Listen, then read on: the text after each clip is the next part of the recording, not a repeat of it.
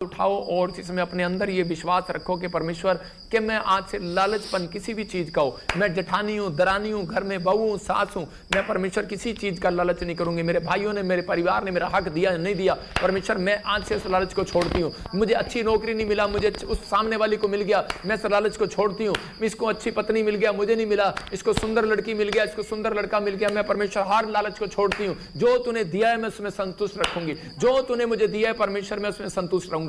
परमेश्वर मैं अपने मुकुट को थामे रखूंगा, मैं अपने विश्वास को थामे रखूंगा, मैं अपने जीवन को खराब नहीं करूंगा। परमेश्वर तू मेरे ऊपर दया कर, पवित्र आत्मा तू दया कर, परमेश्वर तू दया कर। आज कहो मेरे साथ, परमेश्वर तू दया कर, पवित्र आत्मा तू दया कर। मैं अपने मुकुट को थामे रखूंगा पवित्र आत्मा। मैं इस समय परमेश्वर किसी भी बातों में नहीं आऊंगा, शैतान के विचारों में नहीं आऊंगा। मुझे कुछ मिले ना मिले, किसी को नौकरी मिल गया, गवर्नमेंट जॉब मिल गया, किसी को ज्यादा बड़ा अभिषेक मिल गया, परमेश्वर मैं कभी लालच में नहीं आऊंगा, मैं कभी निराशा में नहीं जाऊंगा, मैं कभी ऐसे काम में नहीं जाऊंगा। परमेश्वर मुझे माफ कर पवित्र आत्मा। मैंने सच में दूसरों की आशीषों को देखकर, दूसरों के घर में कार देखकर, दूसरों का घर सुंदर देखकर मैंने लालच किया और मैंने परमेश्वर तेरे सामने बुराई किया और मैंने कहा तूने मुझे कुछ नहीं दिया, तूने सबको दिया लेकिन मुझे नहीं दिया। मैं ऐसे विचार आज के बाद कभी नहीं बोलूंगा। बोलो आज के बाद मैं कभी नहीं बोलूंगा। परमेश्वर आपका भला करेगा, भला करेगा, भला करेगा। हर लालचपन की आत्मा आपके अंदर से जाए। आज कहो परमेश्वर लालचपन की आत्मा मेरे अंदर से जाए, आज लालचपन के ख्वाब मेरे अंदर से जाए, हर प्रकार की लालचपन की आत्मा मेरे पीछे से जाए यीशु मसीह का नाम में। फ्री हो जाओ आमीन बोलकर। याद रखना ये परमेश्वर की बात है।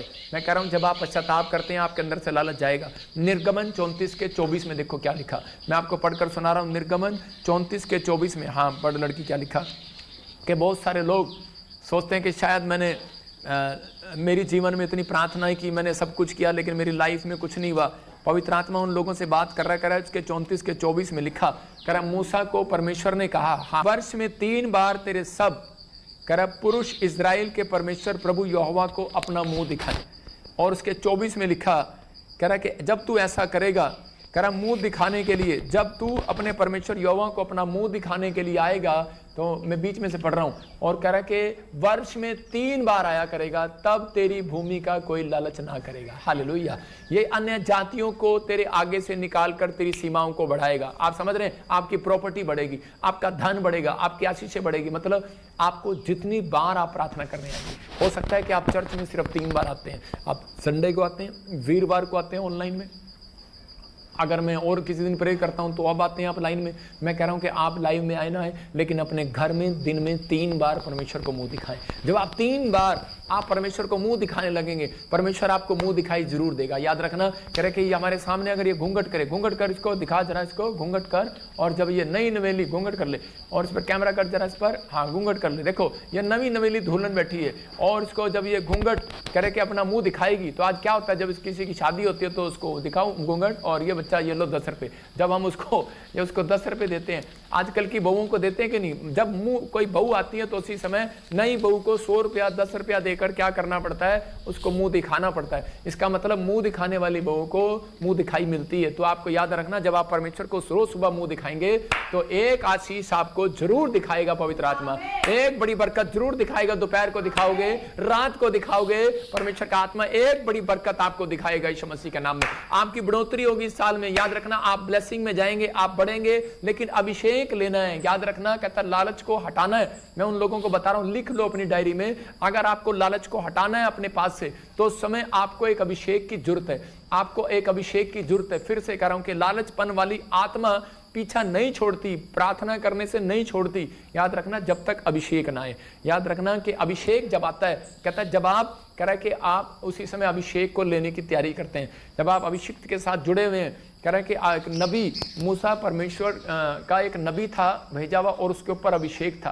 कह रहा है कि भविष्यवक्ता के पास जब आप जाते हैं तो बाइबल बताती है कि जब 70 के 70 लोग अभिषेक से भर गए, और वो उसी समय जब वो बर्तन धोने वाले, कपड़े धोने वाले मूसा के तंबू में आए, तो उसी समय वो अभिषेक से भर गए, और उसी समय उनके ऊपर से वो लालच का आत्मा चला गया, और वो लोग एक हो गए, उनका मन एक हो गया, और उसी समय ब्लेसिंग आने लगी। और उसके बाद कह रहा नए नियम में हम देखते हैं कि उसी समय पेंतीकोस्तिन के दिन जब कह रहे कि पौलुस पतरस सब कह रहा जितने सब इकट्ठे हुए, और उसी समय एक अभिषेक उतरा और पवित्र आत्मा उतरा, और उसी समय उनके अंदर से लालच चला गया। वो अपनी प्रॉपर्टियां, अपने जमीन जायदाद बेचकर परमेश्वर के कामों को करने लगे। मैं ऐसे व्यक्तियों को जानता हूं जिन्होंने अपने बड़े बड़े जहाज बेच दिए, बड़े बड़े शिप बेच दिए, उन्होंने प्रभु के लिए ये छपवाया, वो छपवाया, लेकिन पवित्र आत्मा कह रहा सुसमाचार को छपाया। लोगों को बांटना शुरू किया। मैं उन लोगों की बात कर रहा हूँ। मैं कह रहा हूँ कि हम बाप दादाओं से अमीर नहीं थे, हम एक नीचे पड़े थे, लेकिन परमेश्वर आया और परमेश्वर ने हमें आशीष दिया। याद रखना, पवित्र आत्मा आपको ब्लेसिंग दे रहा है। मैं उन लोगों को बता रहा हूँ कि जितना लोग मेरी मदद करते हैं, मैं कभी भी मैं एक जहाज़ खरीद सकता था, मैं अगर सेविंग करता तो मैं घर मैं एक बहुत बड़े महल में रह सकता था, लेकिन परमेश्वर के आत्मा ने मुझे बताया कि बेटे कभी लालच नहीं करना। याद रखना, प्रॉफिट बजिंदर किसी के 1 रुपये का लालच नहीं करता। मैं कह रहा हूँ किसी चीज़ का लालच नहीं करता, अशुद्ध चीज़ों में नहीं जाता। पवित्र आत्मा मेरे ऊपर दया करे, कहता है अभिषेक जब आता है तो कहता है कि आपको सुरक्षा देता है, आपको लालचपन की आत्मा से बचा कर रखता है। तो आपको अभिषेक की जरूरत है। अभिषेक लेना है तो संडे चर्च आना है, और कहता है कि संडे की मीटिंग को अटेंड करना है, मिठास से भरना है, क्योंकि निर्गमन की किताब बोलती है जब वो 3 दिन से भूखे और प्यासे थे निर्गमन में, कि उसी समय 15 के जब आप 1 से लेकर 8 तक पढ़ते हैं तो वहाँ पर क्लियर लिखा कर है कि जब उनको 3 दिन खाना नहीं मिला, नौकरी नहीं मिली, पैसा नहीं मिला, कुछ नहीं मिला, तो उसी समय वो कुड़कुड़ाने और बुड़बड़ाने लगे। लेकिन परमेश्वर ने उनसे बात किया और उनको कहा कि उसी समय के आपके जीवन में, आपकी लाइफ में लोग जो हाथ उठा रहे हैं, मैं कह रहा हूँ उनके घर में आशीष आ रही है यीशु के नाम में।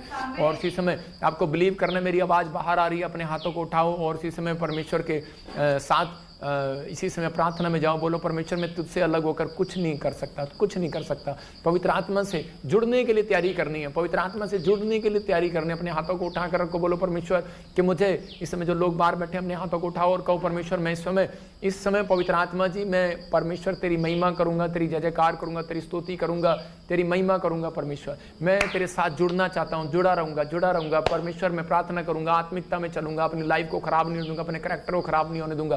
परमेश्वर आपकी जिंदगी में काम करेगा, तो आपको बिलीव करना है, वो आपकी लाइफ में काम करेगा और आपको आशीष देगा। लेकिन परमेश्वर का आत्मा कहता है अभिषेक के तले रहना पड़ता है,